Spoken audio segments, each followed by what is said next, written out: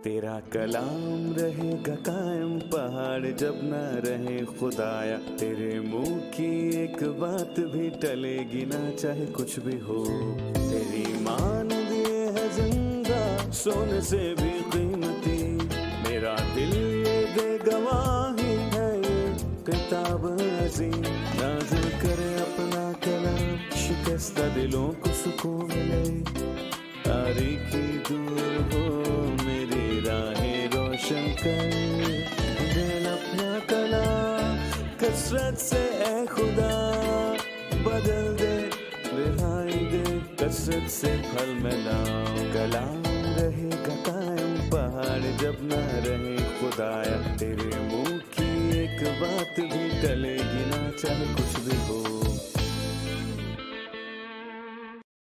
अजीज नाजरीन, मैं अयाद ज़रीफ आप सब देखने वालों को हमारे रोज़ के बाइबली मुतालिया प्रोग्राम की इस नई किस्त में खुशामदीद कहता हूँ। अपने मुताले में हम बाइबल की तमाम कुतब यानी पैदाइश से मुकाशवा तक का तफसीली मुतालिया पेश करते हैं। अगर आप पहली दफ़ा हमारे साथ शामिल हो रहे हैं और गुज़िश्ता प्रोग्राम्स को देखना चाहते हैं, अगर आपका कोई सवाल हो तो हमें ईमेल कीजिए।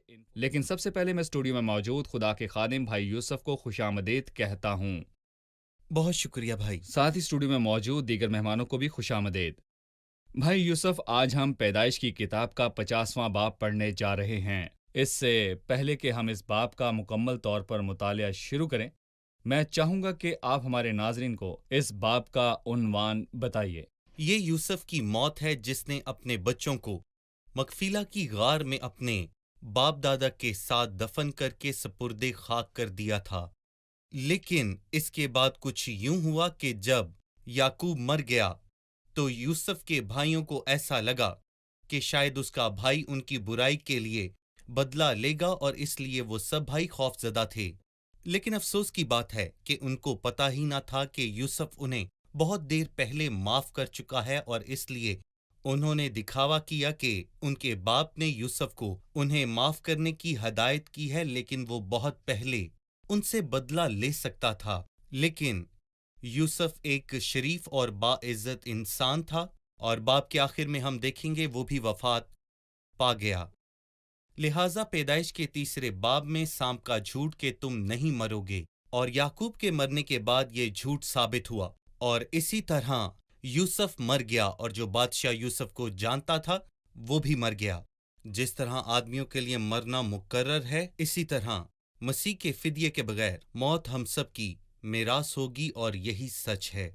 सही, हम 50वें बाब से शुरू करेंगे। मैं चंद आयात पढ़ना चाहूँगा। तब यूसुफ अपने बाप के मुंह से लिपटकर उस पर रोया और उसको चूमा, और यूसुफ ने उन तबीबों को जो उसके नौकर थे अपने बाप की लाश में खुशबू भरने का हुक्म दिया। सो तबीबों ने इस्राएल की लाश में खुशबू भरी, और उसके 40 दिन पूरे हुए, क्योंकि खुशबू भरने में इतने ही दिन लगते हैं। और मिस्री उसके लिए 70 दिन तक मातम करते रहे। और जब मातम के दिन गुजर गए तो यूसुफ ने फिरौन के घर के लोगों से कहा कि अगर मुझ पर तुम्हारे कर्म की नज़र है तो फिरौन से ज़रा अर्ज कर दूं कि मेरे बाप ने ये मुझसे कसम लेकर कहा है कि मैं तो मरता हूं, तो मुझको मेरी गोर में जो मैंने मुल्क किनान में अपने लिए खुदवाई है दफन करना। इसलिए ज़रा मुझे इजाज़त दे कि मैं वहां जाकर अपने बाप को दफन करूं, और मैं लौट कर आ जाऊंगा। फिरौन ने कहा कि जा और अपने बाप को जैसे उसने तुझसे कसम ली है दफन कर। याकूब के मरने का वक्त आन पहुंचा है। इससे पहले कि हम याकूब की जिंदगी के बाब को बंद करें, मैं उसकी जिंदगी के बारे में आपसे पूछना चाहूंगा। याकूब की जिंदगी 4 हकीकी अदवार पर मुश्तमिल है, और उनमें से पहला, वो अपने बाप के घर में रहता है। याकूब सच में अपने नाम के मानी के ऐन मुताबिक था। वो धोखेबाज था, वो मौका परस्त था। फिर वो अपने मामू लाबिन के घर गया, जहां से उसने बहुत कुछ सीखा, क्योंकि उसका मामू लाबिन खुद एक धोखेबाज था। क्योंकि लाबिन के सलूक ने याकूब को गुनाह और धोखे से नफरत करवा दी थी, क्योंकि जब उसने राखिल को देखा तो लाबिन ने उसे राखिल के एवज धोखा दिया। जब वो वापस आया तो वो बदला हुआ था। खुदा ने उसके साथ एक नया बाब शुरू किया और उससे कहा कि आगे को तेरा नाम याकूब नहीं बल्कि इसराइल होगा, और वो खुदा का शहजादा होगा। اس کی زندگی کا سب سے بڑا دور مصر میں 17 سال کا تھا، لیکن جب وہ وہاں پہنچا تو اس کی عمر 130 سال تھی اور تبھی اس کی وفات ہوئی، اور یہی دور اس کی زندگی کا خلاصہ کرتا ہے کیونکہ یہ سال بہت ہی خاص سال تھے۔ میں چاہوں گا کہ آپ چھٹی آیت پر بات کریں جو میں نے ابھی پڑھی۔ لہٰذا جب یعقوب انتقال کر گیا تو یوسف نے کیا کیا؟ جیسا کہ ہم نے پہلے ذکر کیا کہ موت حقیقت ہے، لیکن شیطان نے اس کا انکار کیا، اور جیسا کہ ہم نے آغاز میں پڑھا ہے کہ موت اپنا وجود رکھتی ہے اور شیطان اس کا انکار کرتا ہے، لیکن وہ عدالت کا انکار نہیں کر سکتا۔ لیکن میں یہاں پر کہنا چاہتا ہوں کہ ہمیں اس جھوٹے کی بات پر یقین نہیں رکھنا چاہیے، لیکن مسیح نے کہا، اور میں مسیح پر یقین رکھتا ہوں نہ کہ شیطان پر۔ اور میں یہاں پر یہ بھی کہنا چاہوں گا کہ عدالت ایک سچی حقیقت ہے جو ہوتی ہے، اور اسی بات سے مجھے ایک آیت یاد آ رہی ہے جو عبرانیوں کے خط میں پالوس رسول کہتا ہے کہ اور جس طرح آدمیوں کے لیے ایک بار مرنا مقرر ہے، اس کے بعد عدالت کا ہونا بھی ضروری ہے۔ جب یعقوب مر گیا تو ہم پڑھتے ہیں، اور یوسف نے ان طبیبوں کو جو اس کے نوکر تھے اپنے باپ کی لاش میں خوشبو بھرنے کا حکم دیا، لہٰذا قدیم مصریوں نے لاش میں خوشبو بھری۔ بھائی یوسف، جیسے کہ ہم سب جانتے ہیں کہ مصری قدیم دور میں طبیبوں اور جادوگروں کے ساتھ مل کر لاش میں خوشبو بھرا کرتے تھے، لیکن ہم یہاں پر دیکھتے ہیں کہ یوسف نے صرف طبیبوں کو کہا کہ لاش میں خوشبو بھرو۔ یوسف نے جادوگروں کے ساتھ معاملہ طے کیوں نہ کیا؟ کیا وہ زندہ خدا پر بھروسہ رکھتا ہے اور اپنے باپ کی منزل جانتا ہے، اور یہ بھی کہ اسے کہاں دفنانا ہے؟ اور یہاں یوسف یوں کہتا ہے کہ میں ان لوگوں پر الزام نہیں لگاتا، مگر میں یہ کہتا ہوں کہ میں ان لوگوں کے عبادت خانوں میں کم سے کم جاتا ہوں، اور میں کہوں گا مصری لاشوں میں خوشبو بھرنے کے بہت ماہر تھے، اور یہ کام وہ قدیم زمانے سے کر رہے تھے۔ اور اگر آپ اس کی مشہور عمارتوں پر احرام۔ نظر ڈالیں جو احرام کہلاتی ہیں، وہ موت ہیں۔ لاشوں میں خوشبو بھرنا قدیم مصریوں کی عمومی سائنس تھی، لیکن میں پوچھتا ہوں انسان کون سی خوشبو بھرتا ہوگا؟ لیکن مذہب ہمیں باپ دادا کی قبروں بلکہ سب قبروں کو سجدہ کرنے سے منع کرتا ہے، اور کلام مقدس میں لکھا ہے کہ تم سفیدی پھیری ہوئی قبروں کی مانند ہو، جو اوپر سے تو بہت خوبصورت لگتی ہیں لیکن اندر سے مردوں کی ہڈیوں سے بھری ہیں۔ اور ہمیں یہ جاننے کی ضرورت ہے کہ موت ایک حقیقت ہے، لیکن بس ایک شخص ہے جس نے اس پر فتح پائی، اور وہ ہمارا مسیح ہے جو خوشخبری کے ذریعے ہمیں روشنی میں لایا۔ نیز بائبل نے یوسف کو جادوگروں سے معاملہ طے کرنے سے بری کر دیا، کیونکہ یہ کہتی ہے کہ جی اس نے صرف اپنے طبیبوں کو صحیح۔ اپنے باپ کی لاش میں خوشبو بھرنے کو کہا۔ ہم 7ویں آیت سے پڑھتے ہیں، سو یوسف اپنے باپ کو دفن کرنے چلا، اور فرعون کے سب خادم اور اس کے گھر کے مشائخ اور ملک مصر کے سب مشائخ اور یوسف کے گھر کے سب لوگ اور اس کے بھائی اور اس کے باپ کے گھر کے آدمی اس کے ساتھ گئے، صرف اپنے بال بچے اور بھیڑ بکریاں اور گائے بیل جشن کے علاقے میں چھوڑ گئے، اور اس کے ساتھ رتھ اور سوار بھی گئے۔ سو ایک بڑا اموا اس کے ساتھ تھا، اور وہ عتت کے کھلیان پر جو یردن کے پار ہے پہنچے، اور وہاں انہوں نے بلند اور دلسوز آواز سے نوحہ کیا، اور یوسف نے اپنے باپ کے لیے 7 دن تک ماتم کرایا۔ بھائی یوسف، 7ویں آیت سے 11ویں آیت بیان کرتی ہے کہ یعقوب کے لیے بہت بڑا ماتم کیا گیا۔ ظاہر ہے کہ ماتم غم کی علامت ہے۔ میں چاہتا ہوں کہ آپ پرانے عہد نامے اور اب نئے عہد نامے کے دور، کلیسیائی دور کے درمیان موت پر تبصرہ بیان کیجیے۔ آپ ہمارے ناظرین کو اس کی وضاحت بیان کیجیے۔ بائبل ہمیں غم کرنے سے منع نہیں کرتی، لیکن دوسروں کی طرح غم کرنے سے منع کرتی ہے جن کے پاس امید نہیں۔ اور غور کریں اس کے بارے میں کیا لکھا ہے کہ وہاں انہوں نے بلند اور دلسوز آواز میں نوحہ کیا۔ میرا خیال ہے کہ یہ کام ان کے ہیں جو مسیح کو نہیں جانتے اور اس سے دور ہیں، اور لکھا ہے اوروں کی مانند جو نا امید ہیں غم نہ کرو، کیونکہ اگر ہم یقین رکھتے ہیں کہ مسیح موا اور پھر جی اٹھا تو سب مردے جی اٹھیں گے، اور اس کے علاوہ جب ہم کوچ کریں گے تو ہم بھی ان کے ساتھ جا ملیں گے، اور ہم سب اس کی حضوری میں خوش ہوں گے۔ اور حقیقت یہ ہے کہ مسیح ہمیں گناہ کی تاریکی میں سے ہم سب کو اپنے خون سے خرید کر روشنی میں لے آیا۔ اور اگر ہم غور کریں تو لفظ جہنم کا مطلب ہے سوال، اور شیلو کا مطلب بھی سوال ہے، کیونکہ یہ ایسی جگہ کی طرف اشارہ ہے جو کہ نامعلوم ہے، اور یہاں پیدائش میں بھی لوگ خوفزدہ تھے اور سوگوار بھی تھے، اور مجھے یقین ہے کہ جب ایمان دائمی ہو تو انسان کو بدل دیتا ہے۔ یہ ماتم کرنا مصریوں کی ایک قدیم روایت تھی، اور یہاں پر میں آپ سے ایک سوال پوچھنا چاہوں گا کہ ایمانداروں کے باپ ابراہم کے بارے میں آپ کا کیا خیال ہے؟ اس نے سارہ کے لیے ماتم کیا تھا، لیکن وہ اس کی میت کے پاس سے اٹھا اور اسے دفن کیا، اور اس کی زندگی چلتی رہی تھی۔ صحیح، یہ واضح ہے کہ تمام مصری یعقوب کی موت پر روئے، جی کیونکہ یوسف نے تمام مصریوں سے عزت اور پیار صحیح۔ کمایا۔ ہم ایک چھوٹا سا وقفہ لیں گے اور پھر دوبارہ حاضر ہوں گے۔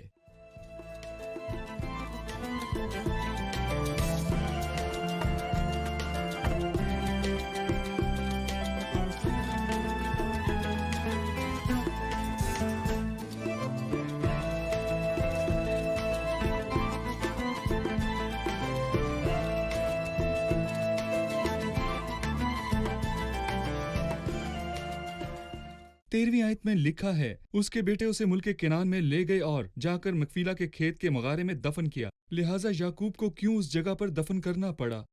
جی بھائی یوسف۔ ابراہم اور سارہ کو مکفیلا کے کھیت میں دفنایا گیا، اور اسی طرح اسحاق، ربکا اور پھر لیا کو بھی۔ یہ لوگ نہ صرف روحانی طور پر بلکہ جسمانی طور پر بھی اپنے خاندانوں میں تدفین کو زیادہ پسند کرتے تھے۔ یہ ایک طرح سے اس زمین کا احترام ہے جس کا وعدہ خدا نے کیا تھا، اور ان کے باپ دادا کے ساتھ جن کی قبریں وہاں پر تھیں، اور اس کی خواہش بھی ایمانداروں کے خاندان کے ساتھ اسی جگہ پر دفن ہونے کی تھی جہاں ابراہم، اسحاق، سارہ، ربکا اور لیا دفن کیے گئے، اور وہاں دفن ہونا اس کی خواہش تھی۔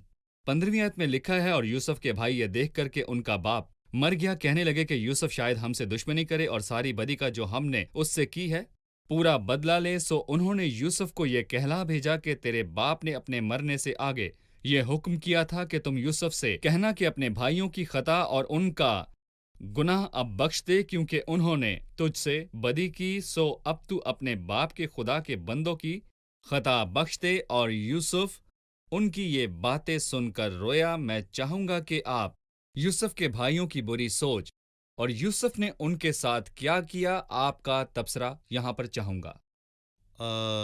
جی بری سوچ تھی، لیکن میں ضمیر کے بارے میں بات کرنے پر فکر مند ہوتا ہوں، کیونکہ جب یہ بیدار ہوتا ہے تو بہت زیادہ پریشانی ہوتی ہے۔ یہ انسان کو بہت مشکل میں ڈال دیتا ہے۔ تقریباً 17 سال پہلے انہوں نے کہا کہ ہمیں اپنے بھائیوں کے سبب سے مجرم ٹھہرایا گیا۔ یہ بات کرنے سے پہلے اگر میں غلط نہیں تو انہوں نے 22 سال پہلے جو گناہ کیا تھا اس کا خوف انہیں آج ستا رہا ہے، اور یوسف سے معافی مانگنے سے پہلے اور 17 سال بھی گزر چکے۔ اس سے صاف ظاہر ہوتا ہے کہ انسان کو ضمیر تکلیف دیتا ہے، لیکن ہم خدا کا شکر کرتے ہیں جو کہ عظیم خدا ہے جس نے ہمیں آزاد کیا۔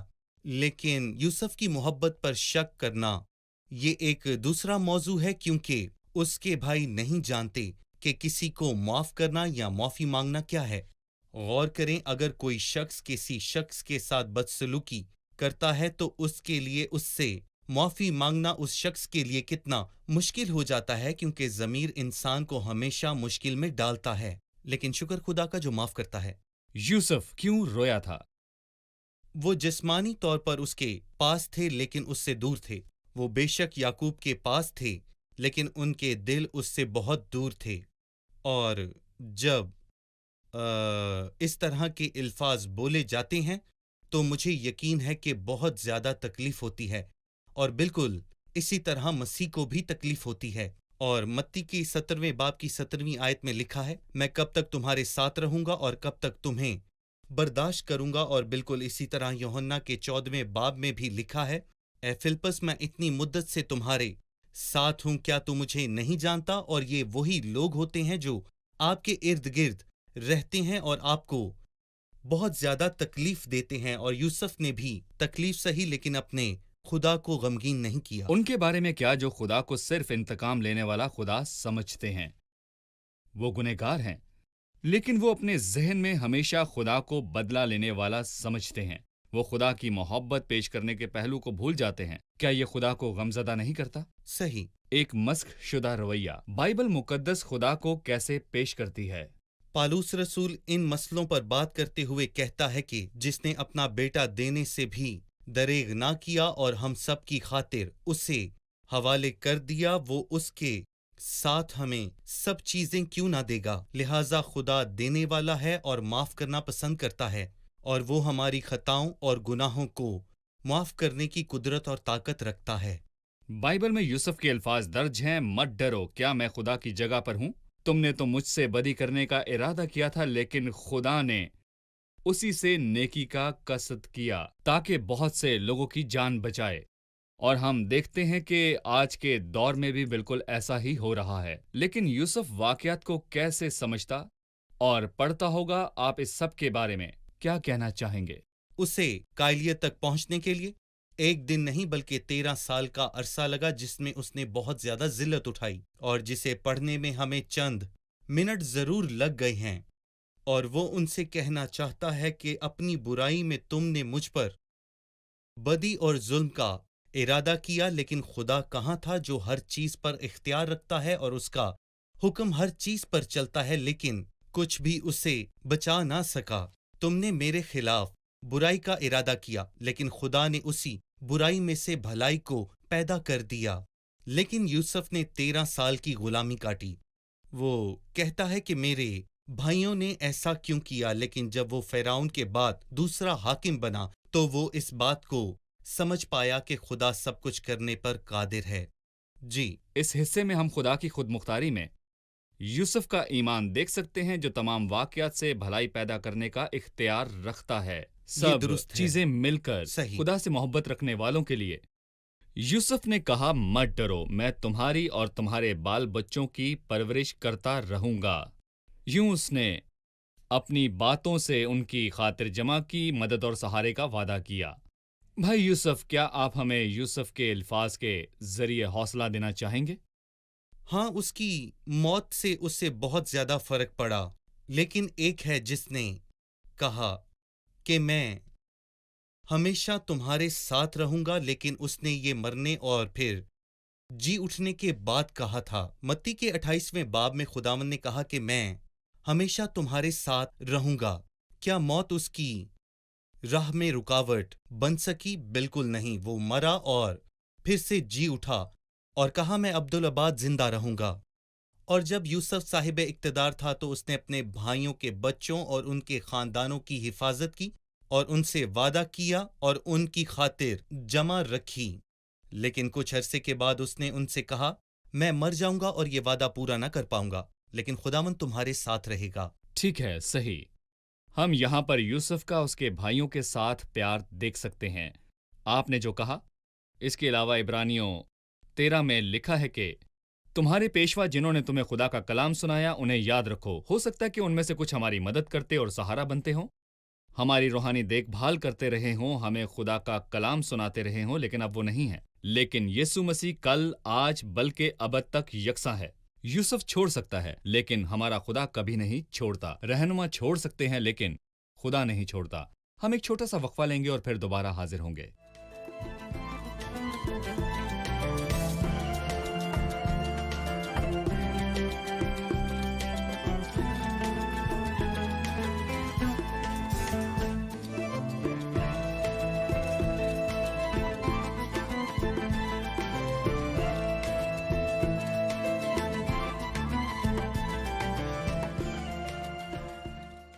آیت 24 میں یوسف نے کہا میں مرتا ہوں اور تم کو اس ملک سے نکال کر اس ملک میں پہنچائے گا جس کے دینے کی قسم اس نے ابراہیم اور اسحاق اور یعقوب سے کھائی تھی۔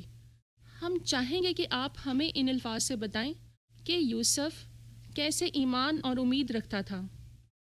جی بھائی یوسف۔ یہ وہ موضوع ہے جسے روح القدس ایمان کے عظیم باب میں یوسف کے بارے میں خبر دیتے ہوئے بہت زیادہ خوش ہوتا ہے، اور ایمان ہی سے جب یوسف مرنے کے قریب تھا تو بنی اسرائیل کے خروج کے بارے میں ذکر کیا اور اپنی ہڈیوں کی بابت حکم بھی دیا۔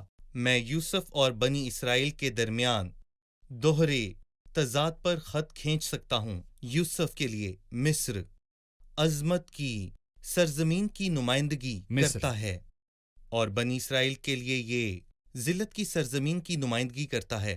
ताहम यूसुफ ने बनी इसराइल से खरूज का जिक्र किया, जबकि वो लोग जिन्होंने मिस्र में जिल्लत का मजा चखा था वो वापस वहां एक रहनुमा को मुकर्रर करके वापस मिस्र जाना चाहते थे। ये पहला तसादम है। और दूसरा तसादम ये है कि जब यूसुफ वादे की जमीन से कई मील या कई साल दूर था तो उसने ये कहा कि खुदा मुझे वहां वापस लेकर आएगा जिसका वादा मुझसे और मेरे बाप दादा से उसने किया। मतलब ये वो उस वादे की जमीन के बारे में बात कर रहा है जो खुदा ने उन्हें देनी है। और दूसरी तरफ असल 12 में से यशवा और कालिब और बाकी 10 जासूस वादे की सरजमीन पर मौजूद थे। उनमें वापस जाने का हौसला नहीं था, इसलिए वो बियाबान में ही मारे गए। और दरहकीकत उसके इस मंजर से रूहुल कुद्स यूसुफ के ईमान का जिक्र करते हुए बनी इसराइल और उसकी हड्डियों के खरूज के बारे में बिल्कुल दुरुस्त था। लेकिन यूसुफ यहाँ पर अपने ईमान में एक पुख्ता और बहुत शानदार इंसान था। उसने बनी इसराइल के खरूज के बारे में बात की क्योंकि उसे खुदा पर भरोसा था जो अपने वादों को पूरा कर सकता है। सही। उसने मिस्र और उसके एहराम से इनकार क्यों किया? उसका अपना एहराम हो सकता था। चौथा, अब्राहम जिसने मिस्र की तमाम शान शौकत का इनकार किया क्योंकि वो बनी इसराइल के खरूज और अपनी हड्डियों के ताल्लुक से ईमान से बोला। खरूज 2 ग्रोहों के मिस्र छोड़ने का मंजिर होगा, एक मिस्रियों का और दूसरा यूसुफ और केनान में दफन लोगों का। लेकिन जब मसीह आएगा तो वो उनके साथ जो सोए हुए हैं और हम जो जिंदा हैं उनके साथ क्या करेगा? ये देखना हैरत की बात है कि यूसुफ का दिल मिस्र को नहीं बल्कि वादे की सरजमीन की तरफ खींचा चला जाता है। और हमारे मामले में हमारे पास यहाँ जमीन नहीं, लेकिन हम आसमानी बुलावे में बुलाए जाने वाले लोग हैं। और जब मसीह आएगा तो बहुत बड़ा काम किया जाएगा, क्योंकि सबसे पहले वो उनको उठाएगा जो सो गए हैं, और ये सबसे पहली चीज होगी। और जब खुदा नरसिंगों की आवाज और फरिश्तों के साथ उतरेगा, लेकिन उन लोगों का क्या जो मसीह के आने के वक्त पर अभी भी जिंदा होंगे? वो क्या करेंगे? वो कभी भी आ सकता है, जैसा कि हम रोज कहते हैं। क्या वो आ सकता है? जी हाँ, वो आएगा। फिर क्या होगा जब मसीह आएगा? तो जो जिंदा हैं उनकी शक्लें मसीह की शबी में तब्दील हो जाएंगी और खुदा के जलाल को जाहिर करेंगी। और जो सो गए थे वो उठाए जाएंगे ताकि खुदावंद का इस्तकबाल बादलों पर किया जाए। लिहाजा वो ईमानदार जो सो गए थे उनकी हड्डियां जमीन में नहीं रहेंगी। नहीं, वो जल्द ही जमीन छोड़ देंगे। और जो जिंदा होंगे बदल जाएंगे और जमीन को छोड़ेंगे। लेकिन पहले मसीह में सोए हुए जी उठेंगे। हम सब जमीन छोड़ देंगे। मिस्र और ये दुनिया भी हमारे लिए मिस्र के खरूज की तरह होगी और हम भी जमीन को छोड़ देंगे। सही। और बहुत जल्द वो जो सोए हुए हैं जी उठेंगे और वो जो जिंदा होंगे बदल जाएंगे और फिर हमेशा खुदा उनके साथ रहेंगे। फिर पैदाइश का इख्तिताम इस तरह होता है। और यूसुफ ने 110 बरस का होकर वफात पाई और उन्होंने उसकी लाश में खुशबू भरी और उसे मिस्र में ही ताबूत में रखा। इस किताब के आखिर में 3 अल्फाज मिस्र में एक ताबूत।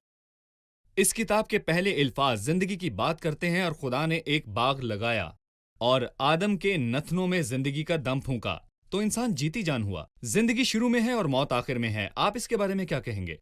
मैं यहाँ पर शैतान के एक झूठ को देख सकता हूँ। उसने इंसान से कहा, तू नहीं मरेगा बल्कि तेरी आंखें खुल जाएंगी। और क्या तूने कभी किसी को मरते हुए देखा है? लेकिन हमने देखा है कि पैदाइश की किताब में मौत का लफ्ज पहली बार आया है और इस किताब के आखिर में भी मौत का लफ्ज आया है। उन्होंने लाश में खुशबू भरी, लेकिन खुदा का शुक्र हो कि यूसुफ ने खुदा के आने के बारे में उन्हें पहले ही बता दिया था। और खुदा 2 दफा उनके पास आया और एक दफा मूसा के साथ था और दूसरी दफा खुदावंद यीशु मसीह के दिनों में। अफसोस कि हम जानते हैं कि मसीह ने शहर को किस तरह देखा और उस पर किस तरह रोया, क्योंकि वो अपने मन के वक्त से वाकिफ नहीं था। उन्होंने मूसा की बात नहीं मानी जब वो उनके पास आया, और इससे भी बदतर बात यह थी कि जब मसीह उनके पास आया तो उन्होंने उसे भी न माना। लेकिन हम खुदा का शुक्र करते हैं कि जिसने भी खुदा को कबूल किया उसने उन्हें अपने फर्जंद होने का हक बख्शा है। हम जल्द इस जमीन को छोड़ने वाले हैं और यहाँ के सब दर्द और दुखों को हम जल्द भूल जाएंगे जब हम अपने मसीह को देखेंगे। خدا آپ کو برکت دے. ہم پروگرام کے اختتام پر پہنچ چکے ہیں. آئے مہمانوں سے آج کی رائے جانتے ہیں. میں جاننا چاہوں گا کہ آج کے پروگرام سے آپ نے کیا سیکھا.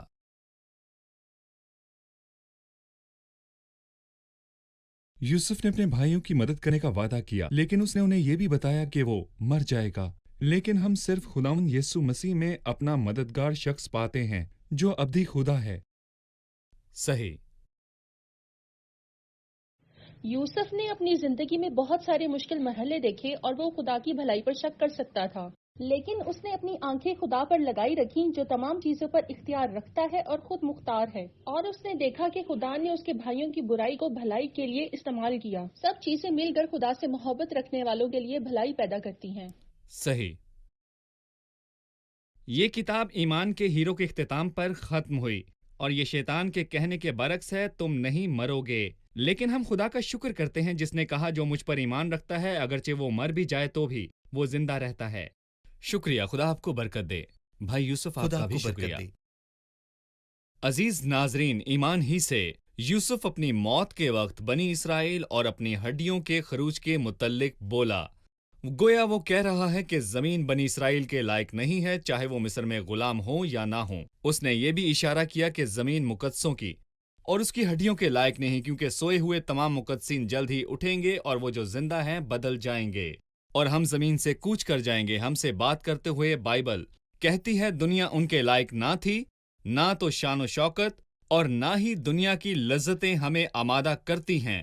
بہت جلد ہم انہیں چھوڑ دیں گے. جو مسیح میں سوئے پہلے جی اٹھیں گے اور ہم جو زندہ ہیں بدل جائیں گے. ہم سب خدا کے گرد جمع ہوں گے اور اس کے ساتھ رہیں گے. بس تم ان باتوں سے ایک دوسرے کو تسلی دیا کرو.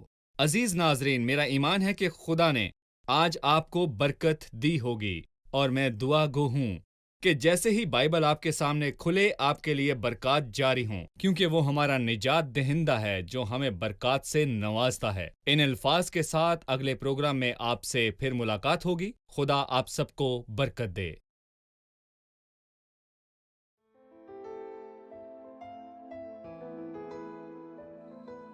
تیرا کلام رہے گا قائم پہاڑ جب نہ رہے خدایا. تیرے منہ کی ایک بات بھی ٹلے گی نہ چاہے کچھ بھی ہو. تیری مان دیے ہے زندہ سونے سے بھی قیمتی. میرا دل یہ دے گواہی ہے یہ کتاب عظیم. نازل کرے اپنا کلام شکستہ دلوں کو سکون ملے. تاریکی دور ہو میری راہیں روشن کر. دل اپنا کلام کثرت سے اے خدا بدل دے. رہائی دے کثرت سے پھل ملاؤ. کلام رہے گا قائم پہاڑ جب نہ رہے خدایا. تیرے منہ کی ایک بات بھی ٹلے گی نہ چاہے کچھ بھی ہو.